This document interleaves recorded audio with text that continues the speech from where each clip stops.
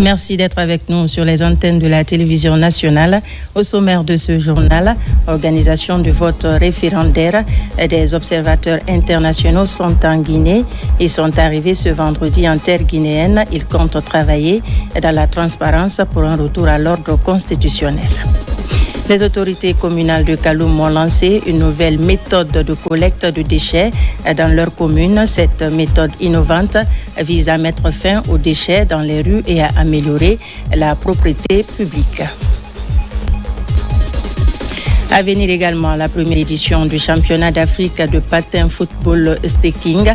Ça se passe du côté de Dakar. L'équipe nationale senior de Guinée, engagée dans ce tournoi, a joué son match d'ouverture ce jeudi contre le Cameroun. C'est tout pour le sommaire.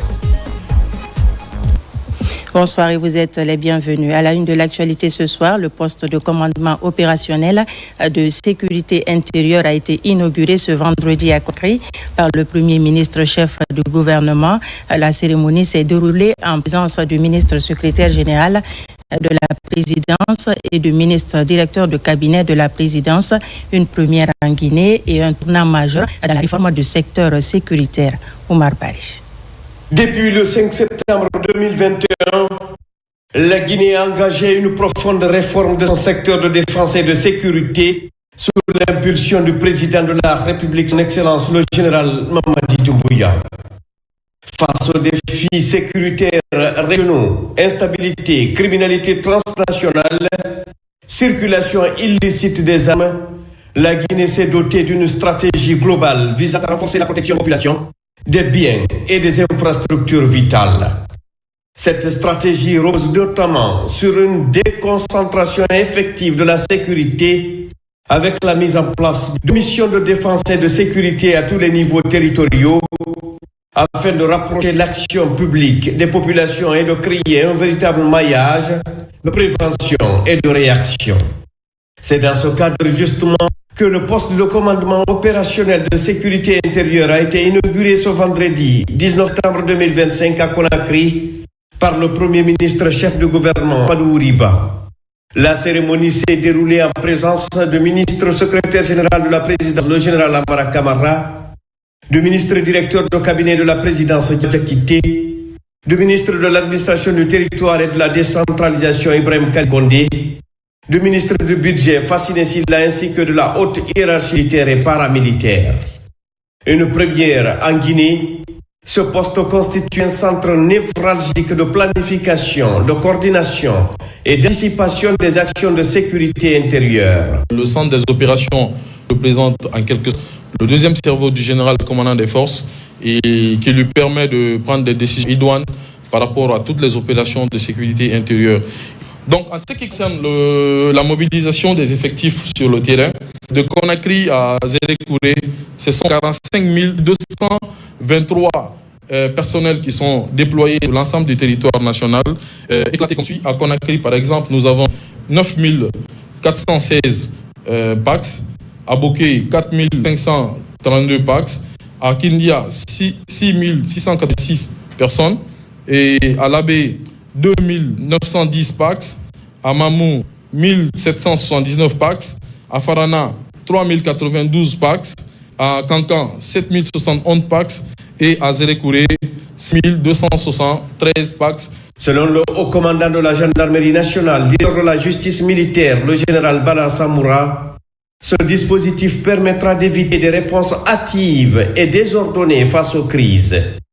Désormais, toutes les interventions liées au maintien d'ordre, aux grandes opérations de police judiciaire et aux missions de sécurité intérieure seront planifiées, coordonnées et exécutées dans un cadre structuré et discipliné.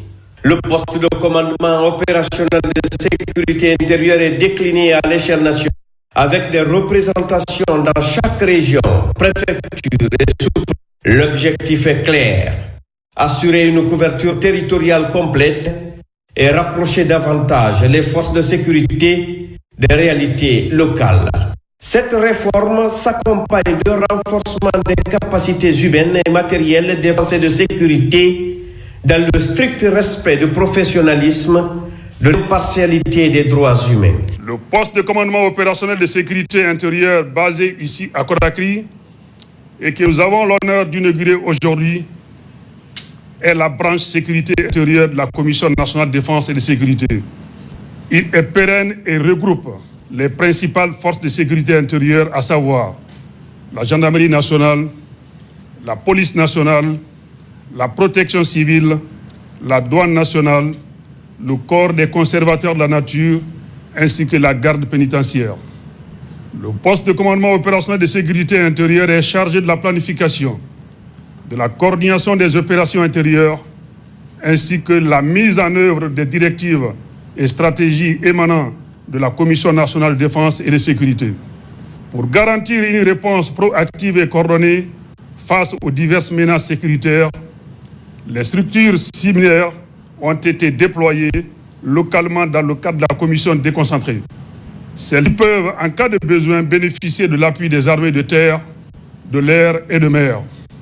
Par ailleurs, des plans d'action standardisés vont être actualisés pour la gestion efficace des grands événements et crises, avec une clarification de rôle des différents acteurs impliqués dans la chaîne sécuritaire. La sécurisation des infrastructures stratégiques constitue également une priorité majeure. Les sites énergétiques et miniers, les bâtiments institutionnels et administratifs, les infrastructures sensibles bénéficient désormais de dispositifs renforcés de surveillance et de contrôle afin de prévenir tout acte de sabotage pouvant compromettre la stabilité nationale. À l'orée du référendum du 21 septembre 2025, un très grand nombre d'agents formés et sensibilisés sera déployé à travers tout le pays.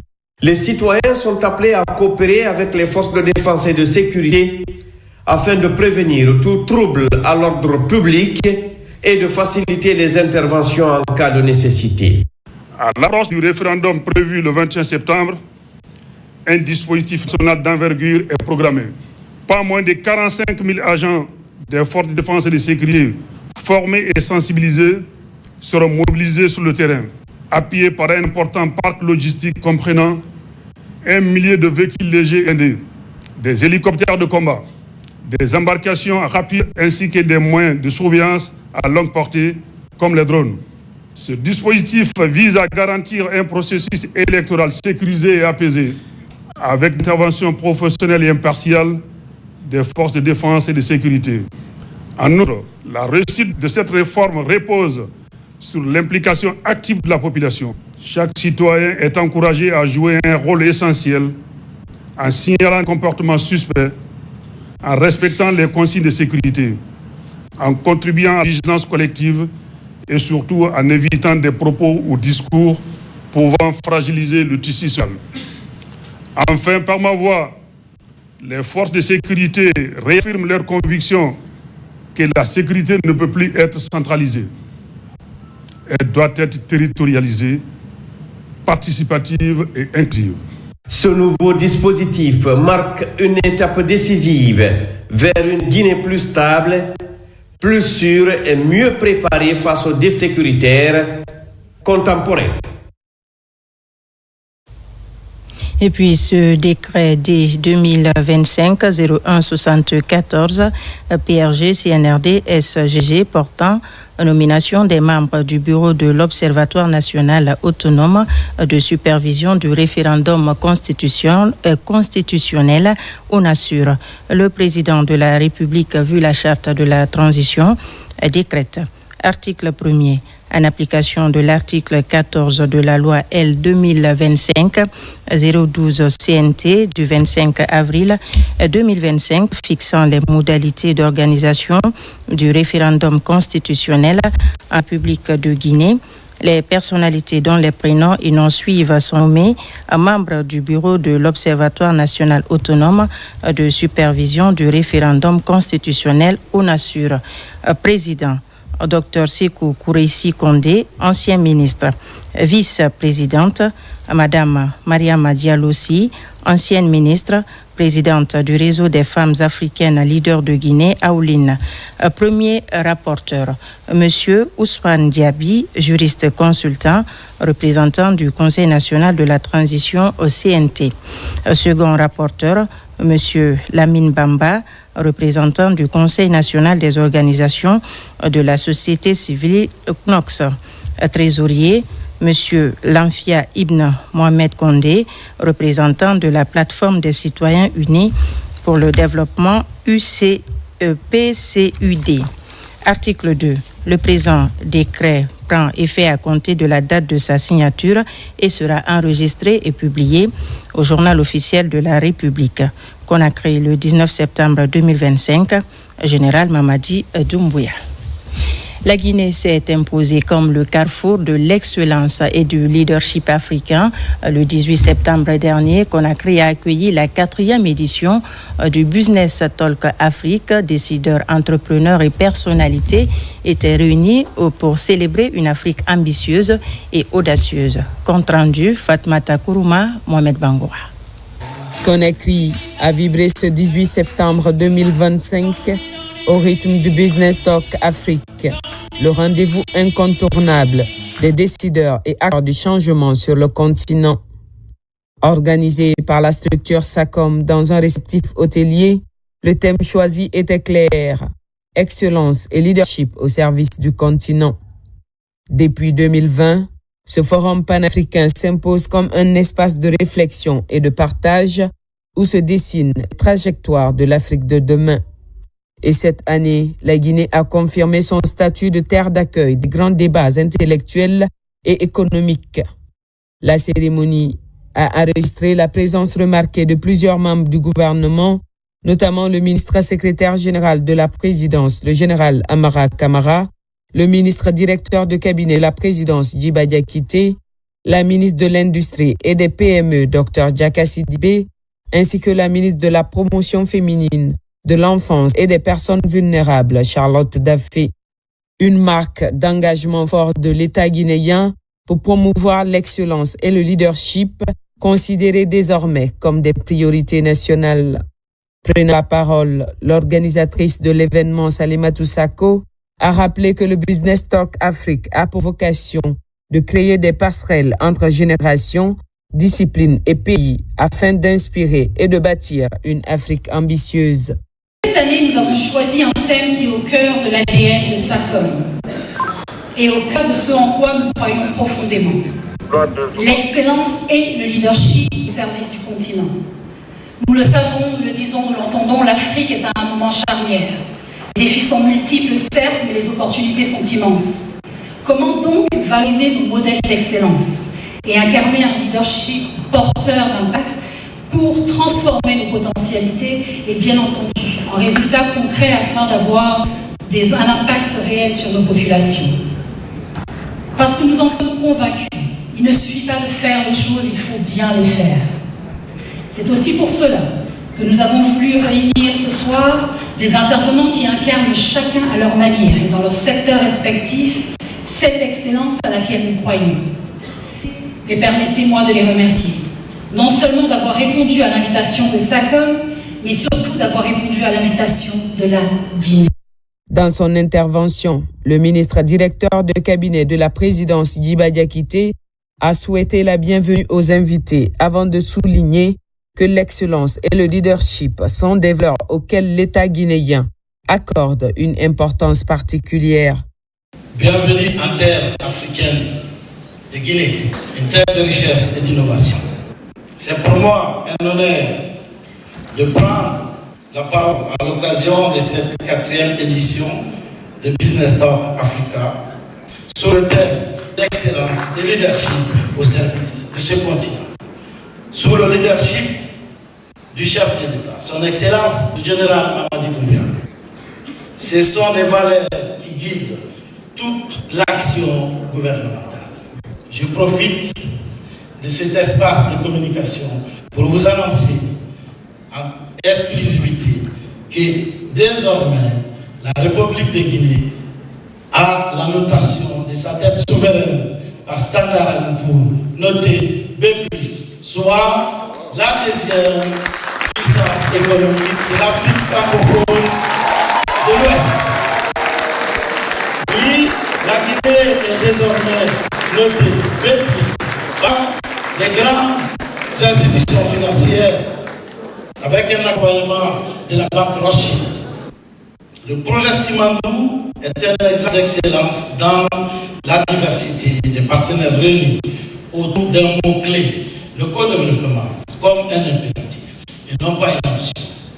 Pour garantir l'impact sur la productivité, nous avons, avec les orientations stratégiques du chef de l'État, initié un programme de développement socio-économique, durable et responsable, Simandou 2004, pour nous permettre de garantir l'impact, donner les opportunités au Guinée, également donner les opportunités de business aux entreprises à capitale guinéenne, également anticiper et former les Guinéens, transformer le capital humain guinéen, notamment avec l'initiative Simandou Academy.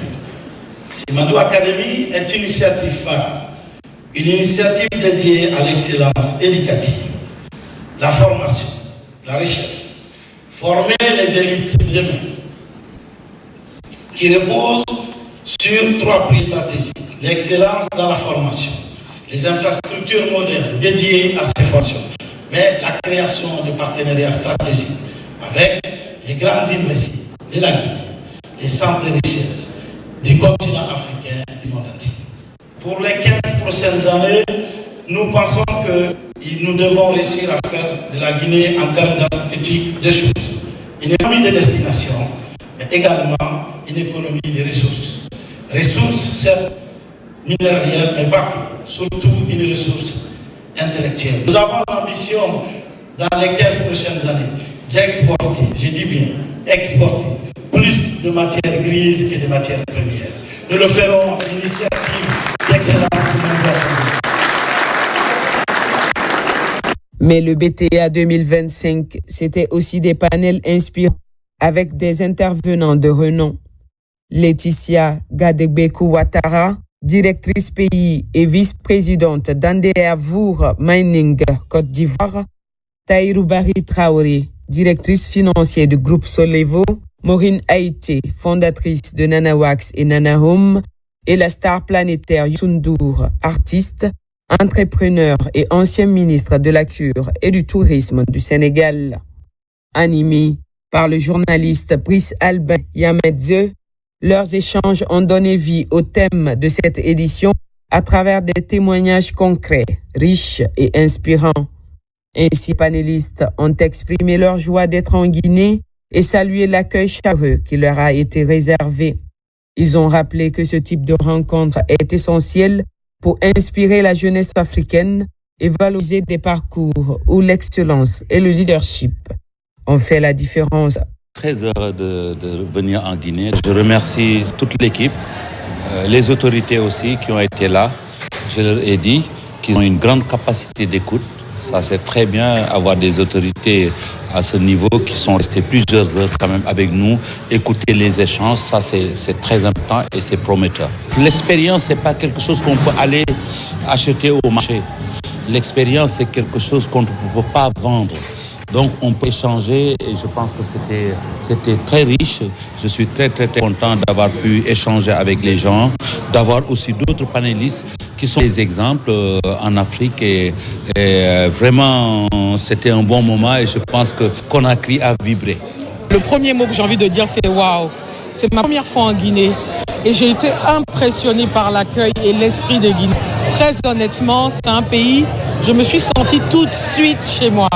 Et je pense que ce n'est pas la dernière fois que je reviendrai. Je salue vraiment cette initiative. C'est vraiment important de pouvoir avoir ce genre de rendez-vous là où on peut échanger en partageant notre expérience, c'est sûr, mais aussi en apprenant des autres. Parce que moi, j'ai énormément appris de mes copanélistes.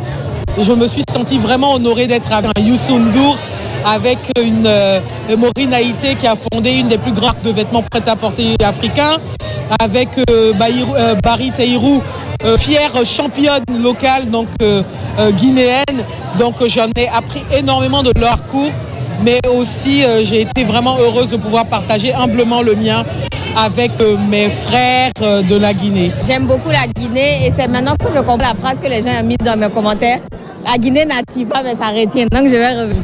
Et j'ai vraiment aimé le public, les gens, c'était vraiment cool.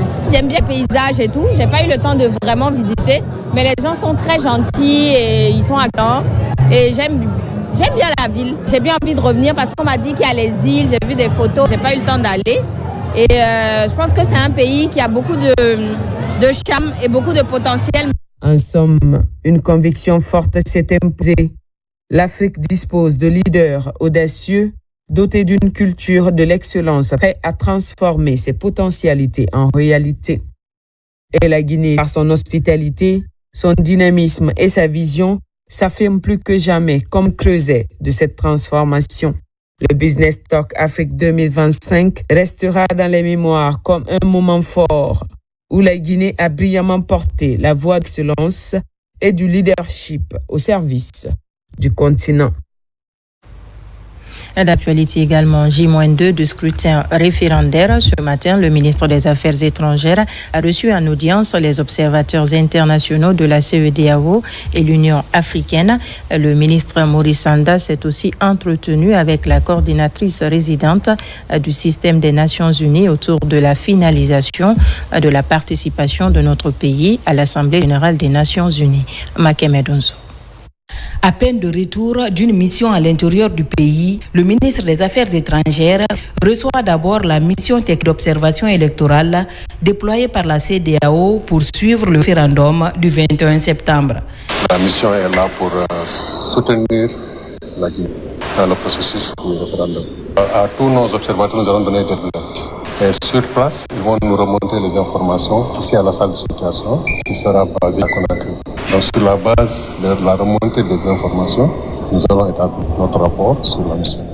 Nous avons eu quelques petites difficultés à accorder nos violons sur la recherche de financement. Le chef de l'État a pris ses responsabilités. Il a dit, si nous avons déjà un programme avec la CEDEAO et nous sommes partants, s'il n'y a pas de financement extérieur, la Guinée, dans sa souveraineté, doit se payer les moyens pour tenir cette élection. Et c'est ce qu'il a fait. Ces élections se tiennent aujourd'hui grâce à l'engagement de la Guinée et remercier la CEDEAO pour dire qu'ici, elle ne trouve que des frères et des sœurs. Et ils sont à la tête d'une organisation qui nous appartient à tous. Après la délégation de la Communauté économique des États de l'Afrique de l'Ouest, place à la mission de l'Union africaine. Ces observateurs internationaux promettent la transparence en priorisant la paix pendant et après le scrutin. L'Union africaine a dépêché cette mission, comme celle qui était arrivée il y a 2 mois, réitérer, réaffirmer la disposition de l'Union africaine à accompagner les autorités et le peuple guinéen pour un retour rapide, on ne dirait pas l'ordre constitutionnel, mais dans la famille africaine. Le chef de l'État a dit que tout ardent nos relations avec notre organisation de l'Union africaine, nous prenons aussi nos responsabilités nationales, souveraineté, pour pouvoir faire face aux dépenses, aux ressources financières, matérielles et humaines dont on a besoin pour ce retour à l'ordre constitutionnel. Je pense que très très bientôt, la Guinée va retrouver sa place dans le concert des nations et surtout sa place à l'Union africaine qui nous tient à cœur. Ce vote référendaire constitue une étape cruciale dans la vie politique de notre pays. Un vote qui coïncide avec la préparation de la 80e session de l'Assemblée générale des Nations unies. Une rencontre à laquelle la Guinée finalise sa participation comme invitée, mais aussi en tant que pays président du groupe africain. Je vous l'annonçais dans les titres. Pour l'organisation de ce scrutin, la Guinée n'est pas isolée. Elle a accueilli ce vendredi un important nombre d'observateurs internationaux issus des organisations comme l'OIF, l'Union africaine et la CEDEAO. C'est la matérialisation de la volonté de la communauté internationale à un retour rapide de la Guinée en son sein à travers l'organisation d'élections libres et transparentes. Amadou Touré, Abdul Razak Souma. Ils sont observateurs internationaux des élections envoyés au compte des organisations internationales auxquelles la République de Guinée adhère, comme l'OIF, Organisation internationale de la francophonie, l'Union africaine et la CEDEAO. Dépêché pour avoir les yeux sur le déroulement du scrutin référendaire du dimanche 21 septembre 2025. La République de Guinée a été un des membres fondateurs de notre organisation continentale. L'Union africaine a l'obligation d'accompagner ce pays pour permettre à ce que le pays revienne rapidement à l'ordre constitutionnel et retrouve sa place au sein de la grande famille africaine. Qu'il faut mettre tout cela à l'actif, n'est-ce pas, des autorités guinéennes. Et cela est encourageant. À peine sur le sol guinéen, ces émissaires des institutions citées plus haut et leurs homologues de la Guinée se retrouvent autour de cette session d'information et d'orientation sur le code de bonne conduite des observateurs. Il y a des règles établies par l'Union africaine, par la CEDEAO dans le cadre de l'observation. Donc quand vous venez dans un pays, vous devrez vous conformer à ces règles, mais également aux règles et principes établis. Donc on élabore toujours un code de bonne conduite, ce qu'il faut faire, ce qu'il ne faut pas faire. Et vous vous engagez à travers ce code de bonne conduite par une signature personnelle de chaque observateur. Cette observation de la part des différents observateurs internationaux fera qu'à la sortie des urnes, que les résultats que nous allons donner au peuple de Guinée seront des résultats les plus légitimes, les plus inclusifs, les plus transparents et les plus démocratiques possibles. Parce qu'il y aura le sceau, une visibilité extérieure pour garantir en fait cette transparence. En plus de ces observateurs nationaux et internationaux, la Guinée a ouvert ses portes aux médias internationaux, aux structures indépendantes dans le domaine de l'observation électorale, comme le WANEP, également des plateformes d'observation comme l'œil du citoyen. Tout ceci s'ajoute au réseau de médias nationaux pour une plus grande visibilité et de crédibilité du vote du dimanche. À Kankan, des membres des commissions administratives de centralisation des votes ont rempli leur capacité pendant 2 jours.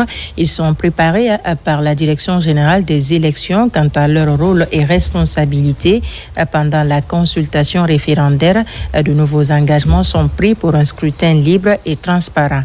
Explication Diamoukaba. À Kankan, la consultation référendaire du 21 septembre se veut rigoureuse. Autour de la table, des membres des commissions administratives de centralisation des votes pour une élection sans faille. Les actus nécessaires sont livrés. En toile de fond, la rigueur et l'intégrité. Au cours de cette formation, vous allez aborder le cadre juridique et réglementaire de la centralisation des votes, les documents électoraux, PV, feuilles de dépouillement, fiches de centralisation, les procédures de vérification et de validation des résultats, l'utilisation des outils informatiques de centralisation, le cas IGA, la gestion des cas litigés aux irrégularités et enfin le comportement éthique attendu de chacun. J'invite l'ensemble des acteurs devant intervenir dans le CACV de suivre attentivement cette formation durant les 2 jours car vous constituez un maillon essentiel de ce processus. Je vous invite d'observer au cours de l'accomplissement de vos actes respectifs et sur une neutralité dans vos tâches. La formation des agents du bureau de vote est un impératif pour l'autorité régionale qui compte veiller au grain afin de faciliter la tâche. Chers membres des bureaux de vote, je m'adresse à vous. Vous avez été choisis sur la base de vos compétences respectives, certes comme critères essentiels. Je vous demande donc de rester concentrés jusqu'à l'assaut final, afin que l'espoir de toute une nation aboutisse enfin, celui d'un retour à l'ordre constitutionnel. La Direction générale des élections s'engage à Nabaya à ce que les résultats soient honnêtes et crédibles. Elle invite les citoyens à s'acquitter de leurs devoirs dans la tranquillité et la paix. L'actualité nationale, vous le savez, reste marquée par la tenue du vote référendaire prévu ce 21 septembre à Bouquet. 148 agents des commissions administratives de décentralisation des votes, CACV, sont à l'école pour maîtriser des thématiques liées à la centralisation des votes. Il s'agit des magistrats et officiers d'état civil retenus pour la circonstance. Younoussa Tawel Kamara. sont 148 agents des commissions administratives de centralisation des votes au compte de la région administrative de Boké à bénéficier de cette formation sur la méthodologie de centralisation des votes. C'est une initiative de la direction régionale des élections de Boké. Dans toutes les régions administratives, les commissions de centralisation appelées CACV ont été mises en place et ces commissions sont chargées de centraliser toutes les opérations de vote. Ces délégués qui sont composés des magistrats, des officiers d'état civil et aussi les représentants de la DGE dans les différentes communes partiront pour attendre la réception des procès-verbaux dès la fermeture des bureaux de vote sur toutes les villes du territoire. Chaque acteur, donc chaque membre de cette commission, sorti de cette formation, puisse être suffisamment outillé pour que le travail qui sera fait, n'est-ce pas, au niveau de commission, soit un travail solide, transparent, crédible. Le cadre juridique réglementaire, la composition des différentes commissions mises en place pour la réception des procès-verbaux, le strict respect des règles en la matière, la neutralité et la transparence dans le travail tout au long du processus électoral ont été largement abordés. Le département, la direction générale a émis beaucoup des arrêtés qui ont été démultipliés pour définir bien les règles de jeu en la matière, pour ne pas subir les pressions de qui que ce soit, que le processus que nous amorçons soit un processus crédible, accepté par l'Union nationale et internationale. La direction régionale des élections et toutes les autorités administratives de Boké sont à pied d'œuvre pour permettre à ces 596 519 électeurs enrôlés au compte de la région d'accomplir facilement leurs devoirs citoyens dans les 2214 bureaux de vote ce dimanche 21 septembre 2025. Scrutin référendaire, les opérations d'acheminement du matériel électoral ont démarré très tôt ce vendredi. 2 hélicoptères de l'armée de l'air sont mis à contribution pour faciliter le transport de ces kits et procès-verbaux dans toutes les régions du pays. Le point avec adjudant Abdulkader Kamara, correspondant de la presse militaire. La base aérienne principale de Conakry ce vendredi, 19 septembre. C'est le début de l'acheminement des procès-verbaux de centralisation du scrutin référendaire vers les régions du pays. Quelques heures après, les hélicoptères de l'armée de l'air sont à l'aéroport de Farana, en présence des autorités militaires et administratives de la côte urbaine. Ces matériels électoraux sont débarqués et remis au démembrement de la Direction générale des élections dans la région de Farana. Nous sommes à l'aéroport de Farana ce matin pour réceptionner les PV de 2 préfectures de ma région, à savoir Farana qui a 671 bureaux de vote et Kissoudiou qui a 672 bureaux de vote. Donc les PV sont arrivés dans ma localité vraiment dans les bonnes conditions. Ces matériels électoraux sont convoyés par les forces de défense et de sécurité. Sur l'ensemble du territoire national, le processus du scrutin référendaire bénéficie de toutes les dispositions pour sécurité et sa crédibilité. Le poste de commandement opérationnel de sécurité intérieure, avec ses cellules dans toutes les circonscriptions du pays, assure la sécurisation et la remontée spontanée des informations avant, pendant et après le scrutin. En termes de sécurisation, après la mise en place des mêmes postes de commandement au niveau des préfectures, élargis au niveau des sous-préfectures. Concernant les bureaux de vote, toutes les dispositions sont déjà prises. Les opérations d'acheminement des matériels électoraux se poursuivent.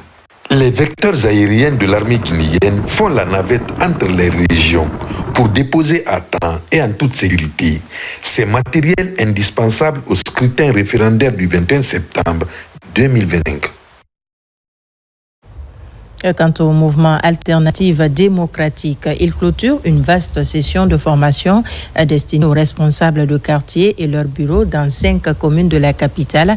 Plus de 700 participants ont été mobilisés pour renforcer les compétences des leaders locaux en matière de paix, de responsabilité citoyenne et de lutte contre la désinformation. Maïmouna Bella Diallo, Sadouba. À Conakry, le mouvement Alternative démocratique, MAD, boucle une vaste session de formation. Il remet des attestations aux chefs de quartier de 5 communes de la capitale ainsi qu'aux membres de leur bureau. Certains bons citoyens doivent s'intéresser aux lois de son pays, surtout la mère des lois qui n'est rien d'autre que la Constitution.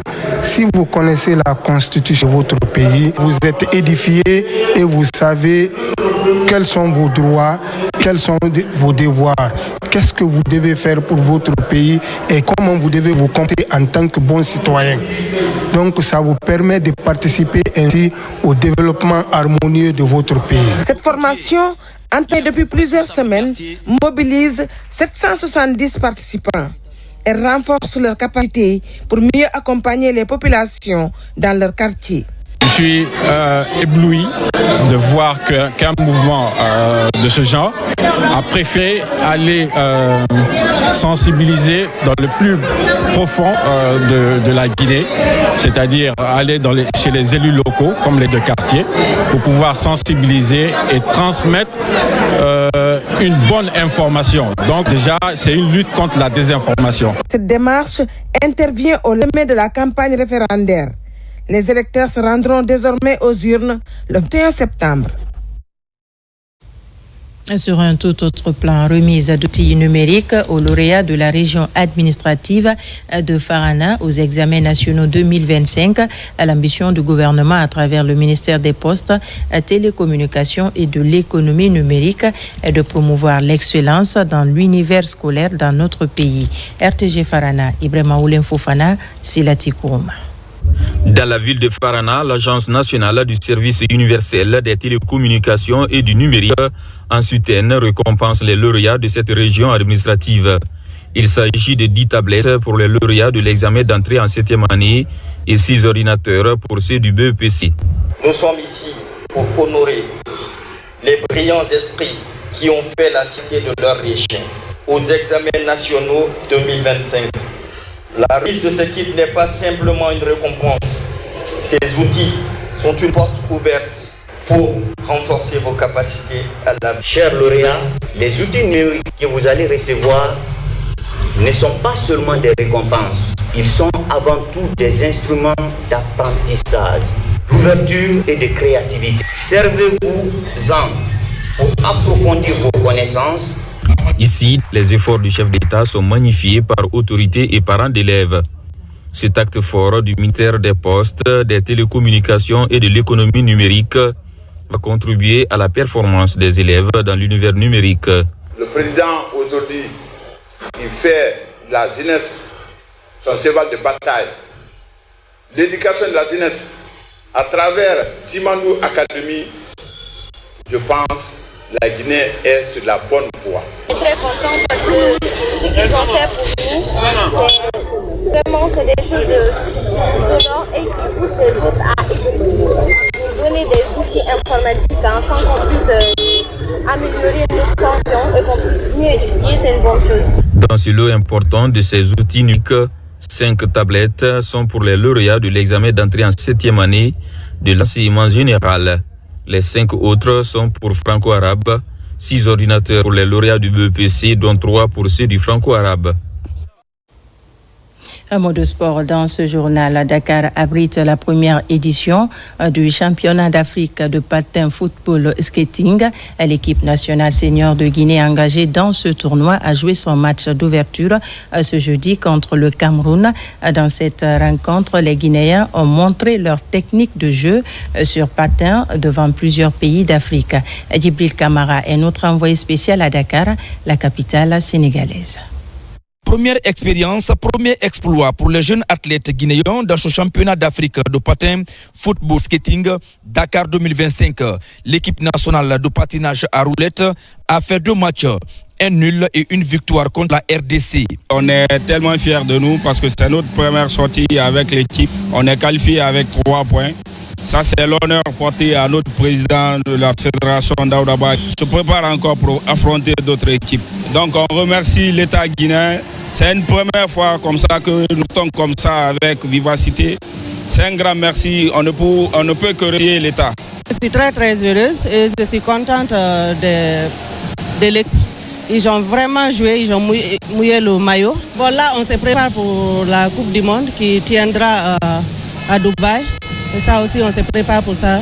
pour bientôt. Je remercie le ministre des Sports et à son équipe. Nous espérons l'honorer avec la coupe, Inch'Allah.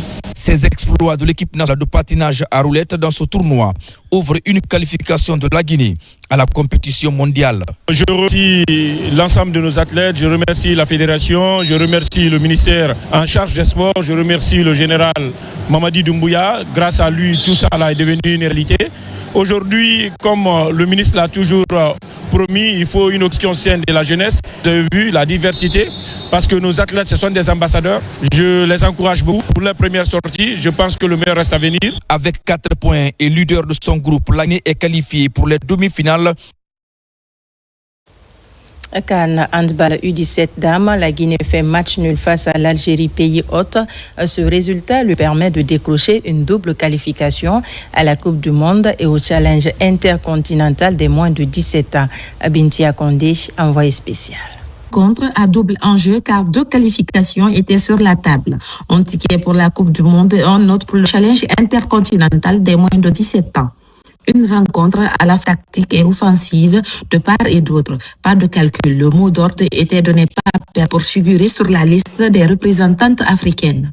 Cette volonté de maintenir son statut de mondialiste des 2 précédentes éditions vient appuyer le pressing guinéen accompagné de réalisme progressif. 16 buts partout est le score final qui permet à la Guinée d'obtenir qualification à la prochaine Coupe du Monde et au challenge intercontinental. Le match était vraiment tendu du coup. L'essentiel est qu'on est qualifié pour la Coupe du Monde, on est qualifié pour la demi-finale. Donc le premier objectif est déjà atteint. Après avoir atteint son premier objectif, le Sigil Cadet abordera les demi-finales avec une nouvelle ambition qui est celle de maintenir le cap, c'est-à-dire préserver son rang de 2e au classement africain, même si la course trophée reste aussi envisageable. On a joué contre l'Égypte et j'ai joué toutes les cartouches. Donc du coup, je pense qu'il y a la fatigue, donc j'espère qu'on va se rattraper demain, Inch'Allah. Il faut signaler que la Guinée jouera en demi-finale la Tunisie samedi 19 septembre 2025 à 15h, temps universel. En plus bref et en image, page noire, l'artiste Abel Diallo, le talentueux du groupe Black Nevadaï, a rejoint sa dernière demeure. Un symposium a été organisé pour lui rendre un dernier hommage à l'hôpital Ignace Dine. C'est en présence des parents, amis, sympathisants et les autorités, en l'occurrence le ministre de la Culture, que son âme repose en paix. Amen. Voilà qui met fin à ce journal. Merci de nous avoir reçus chez vous. Elle se poursuit sur notre site le www.rtgguinée.info. Je vous dis à très d'autres informations de la Guinée, notre paradis, terre de richesse et d'innovation.